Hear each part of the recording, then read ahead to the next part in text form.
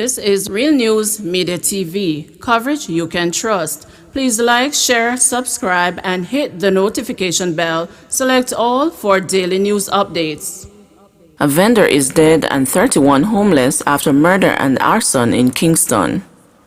A woman's charred remains were found in the rubble of one of two tenements on Beeston Street in downtown Kingston before dawn on Monday. The dead woman has been identified as 37-year-old Latoya White, a vendor who does business at North Parade. It is believed that she was stabbed several times and her throat slashed. Her attacker, whose identity has not yet been released, is suspected to have taken her life before torching the building. He then fled. The fire spread quickly and caught the remaining premises, which have been completely destroyed, leaving 31 persons, including 9 children, destitute. District officer at the York Park Fire Station, Sandy Straw-Dawson, said the fire department received a call at about 3:45 a.m. and went to the scene to perform cooling down operations. One resident described White as a breadwinner for her children and as being a jovial person who loved to attend dances. White is said to have just celebrated her birthday last Saturday. She left 3 children behind. The police are reportedly searching for the estranged spouse of White for questioning in relation to the murder. Man who scolded cops arrested and charged. The man who was seen in a viral video breaching COVID-19 protocols and berating lawmen in an expletive-laden tirade at Headless Beach in St. Catherine over the weekend is now behind bars. 42-year-old Stephen Witter of Stony Hill in St. Andrew was arrested and slapped with charges relative to multiple offenses, including breaches of the Disaster Risk Management Act, disorderly conduct, indecent language, obstructing the police, and using abusive and calumnious language on Monday as promised by the police. In a tweet from the Jamaica Constabulary Force announcing the charges against Witter, the police advised that he had been fitted with a mask and his temperature checked before being placed in lockup. Witter, in his tirade on the weekend, had mocked the wearing of masks. His arrest came after the head of the JCF's Corporate Communications Unit, Senior Superintendent Stephanie Lindsay, told the news on Monday that Witter would be prosecuted for his actions. In a video obtained of his arrest on Monday, Witter can be seen resisting efforts by the police to take him into custody. "Una let me go," Witter screamed as 4 police officers tried to arrest him. "Subdue him," commands another officer who appeared to be videographing the arrest. It is not yet clear where the arrest took place. Despite Witter's resistance, he was eventually handcuffed and successfully arrested, all while on the wet ground. Several onlookers congregated at the scene, with a woman among the group stating that this can't be professional. In Witter's 4-minute rant on the weekend, in which not even Prime Minister Andrew Holness was spared from being subjected to a tongue lashing, he hurled several expletives at the police. Witter and several others were in blatant breach of the island's COVID-19 protocols, as beaches are closed, while gatherings of more than 10 persons are not allowed under measures that were extended last week. While in the presence of more than 10 people who wore no mask with music blaring in the background, Witter said he had no fear of the 2 motor vehicles with heavily armed police officers on the weekend. In an aggressive and commanding tone, he instructed them to leave the Headless Beach. "No care how una gun long, me no afraid. Una coulda have every bomb where they make in the world they so. Me will tell una anything we come on me mouth," the man declared. "If una know what good for una, turn this dirty stinking jeep, drive them into the sea, and una drive them go about una business. Or una call the army and tell them say, me name Stephen Mike Witter, and me dey a hell shop on the beach, and no boy can take me off of this until me ready to go home," Witter shouted at the officers. The lawmen then left the area to avoid further confrontation with Witter and escalate tensions among a group of onlookers, but on Monday it was a totally different approach by the law enforcers. Bus conductor killed in hit and run.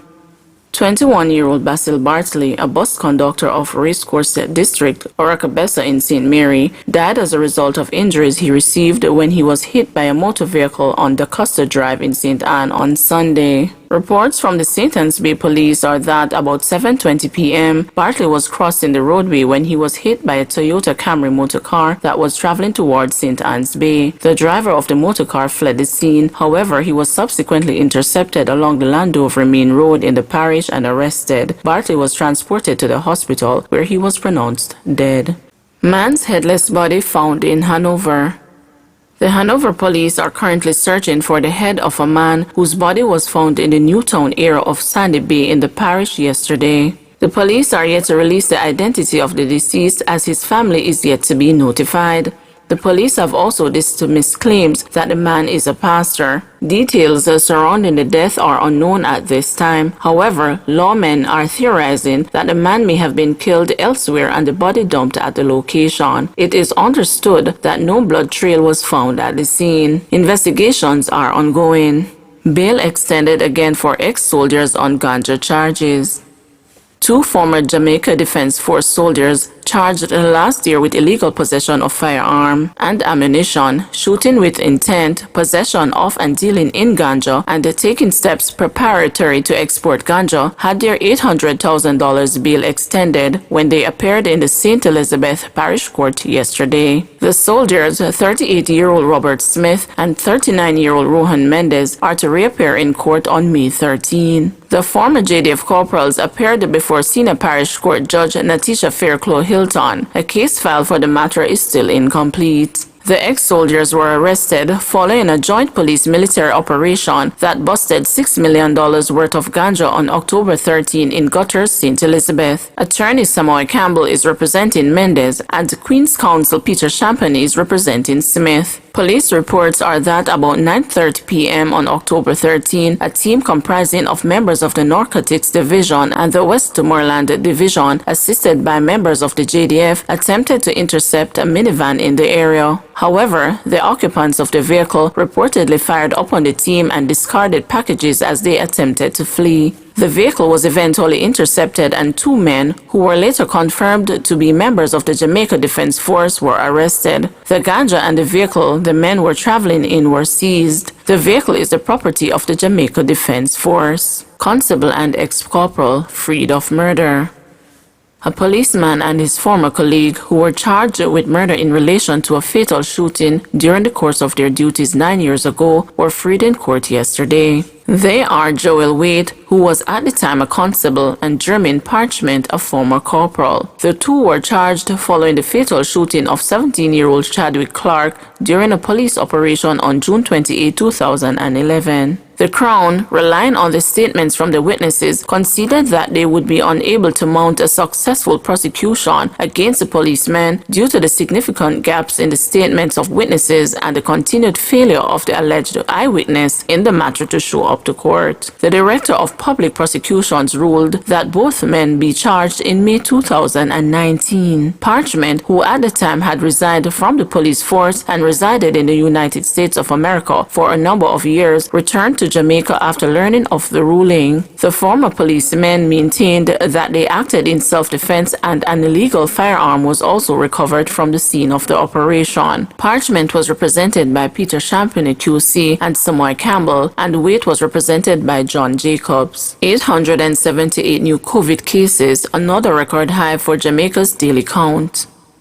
Jamaica's coronavirus cases remain at record high as the island logged 878 new COVID-19 infections on Sunday. Health Minister Dr. Christopher Tufton made the announcement on Monday morning. A breakdown of the figures from the Ministry of Health and Wellness shows that 2,696 samples were tested over the 24-hour period for an alarming high positivity rate of 39%. It was the third consecutive day that the country logged record new infections, following 723 cases on Saturday and 527 the day before. The island's death toll from the coronavirus now stands at 454, following the recording of one additional COVID-related fatality Sunday, that of a 63-year-old male from St. James. The 878 newly confirmed COVID-19 cases bring the total number of cases on record for the island to 26,904.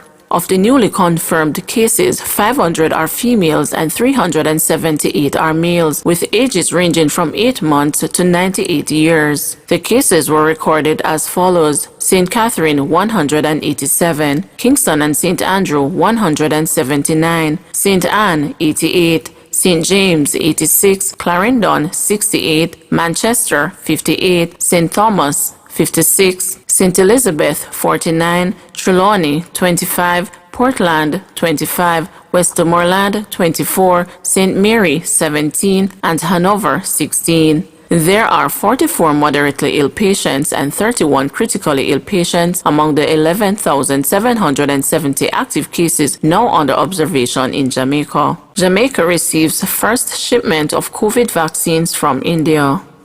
Jamaica has received its first doses of vaccine to fight COVID-19. The 50,000 doses of AstraZeneca vaccines, a gift from the government of the Republic of India, arrived via a charter flight at the Norman Manley International Airport in Kingston on Monday afternoon. Health Minister Dr. Christopher Tufton said the arrival of the vaccines was a major step in the fight against coronavirus locally. This is a start. There is a schedule of delivery. We will start on Wednesday. It's healthcare workers who will get priority, and then we will move from there to vulnerable communities, 60s and over with comorbidities in the first instance, and then to the rest of the population, Tufton said. We are already in the field. The team is out there, he added. Another 14,400 doses of vaccines procured under the COVAX facility are expected to arrive in the island on Thursday. Please remember to like, share, subscribe, and hit the notification bell. Select all for daily news updates.